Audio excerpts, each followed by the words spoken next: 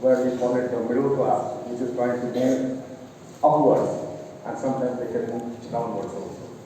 The topmost yellow part is the top of the pyramid. 90% of the wealth lies on the top. So here, technology, which is supposed to focus on the BOP, focuses on the topmost part, that is the yellow zone. What I mean by technology focusing there is efforts on research to take what's left over from the top.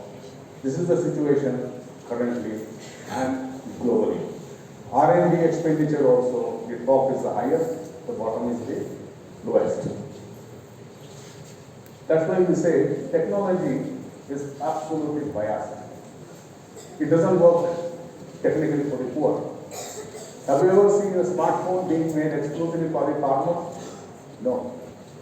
Maybe for the street vendor? No. Anything what you can see for the common laborer? No. Then what is actually happening? And these are the people at the bottom of the pyramid who contribute through taxes upwards. But yet, the offerings they get from the technology is only the leftover.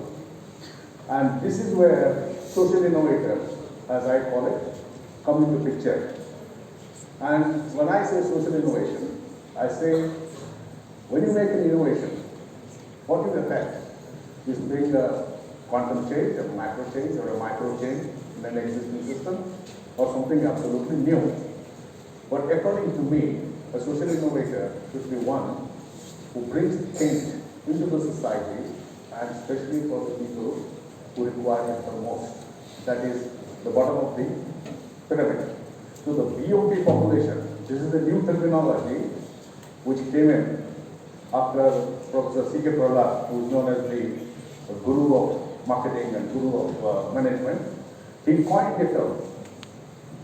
And thereafter the bottom of the pyramid thing went, and it was not well defined till then, but now it is very clearly defined. World Bank makes a note of this. Everyone says, oh yes, there is a set of population which is known as the bottom of the pyramid. Now this is something extremely interesting. If you see the human needs, we have one, the real needs, the felt needs, perceived needs, aspirational needs. When I mean real needs, just imagine it's raining, you need an umbrella.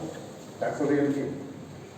But then the felt need is the umbrella should be lightweight, it should not run away with the breeze.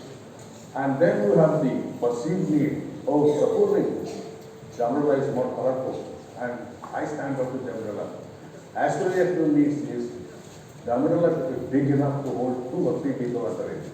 So every single thing that a human needs has these 4 parameters very clearly defined. And so are these parameters defined even for the poorest population in the world.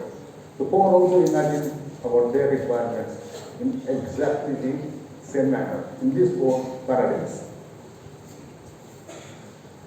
The real needs, for example, are something very interesting, specifically for shelter, then we have for cheap food, appropriate clothes, and tools for empowerment. This is what the BOP actually requires.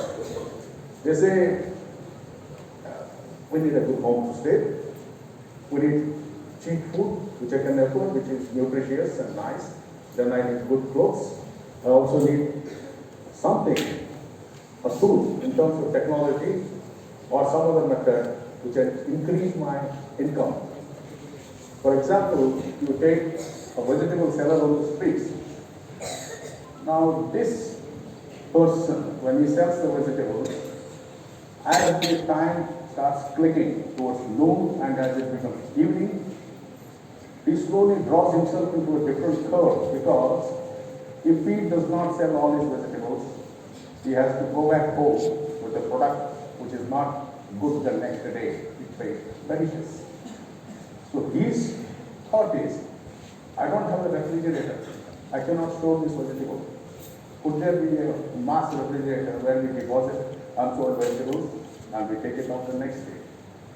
The needs of this society, the BOP, are complex, very simple, very straight, but the technology doesn't work. They don't work on this point. Rather, you will see advertisements. We have a 100 feet of refrigerator, 2 compartments, 6 compartments, 10 compartments. It's all for the top mass and the middle. The bottom, there is just 2 seconds. It's of no utility value to them.